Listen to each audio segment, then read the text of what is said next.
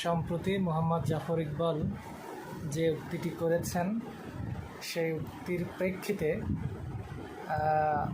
বাংলাদেশের জনগণ, বিশেষ করে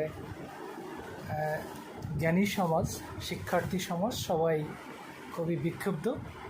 তার ফলশ্রুতিতে বিভিন্ন লাইব্রেরি এবং অনলাইন সাইটগুলো থেকে সবাই মোহাম্মদ জাফর ইকবালের বই বিক্রি বন্ধ করে দিয়েছে। সাথে সাথে বিক্ষুব্ধ সমাজ বই কেউ ছিঁড়ছে, কেউ পোড়াচ্ছে।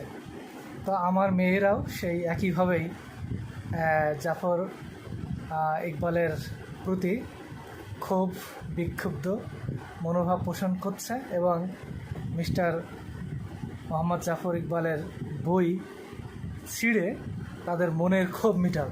এবং এই সকল বই যেহেতু নীতি নৈতিকতা শিক্ষার বিন্দুমাত্র লেশ নেই, জাস্ট একটু হাসি খোরাকের যোগান দেয়, সেজন্য এই সকল বইয়ের যে ভাবধারা, যে জ্ঞান গাম্ভীর্য, সেটা আমি মনে করি যে এটা কালো ছায়া হিসেবে তাদের প্রভাবিত করতে পারে। তো সময়ের সমুচিত জবাব এই বইগুলো ছিঁড়ে ফেলা। তো আমার মেয়েরা সেই কাজটাই করবে এখন। আর একটি কথা, জাফর ইকবালের এই অশুভ ছায়া এই জাতির উপরে না পড়ুক, আমাদের কোমলমতি সন্তানদের উপরে না পড়ুক।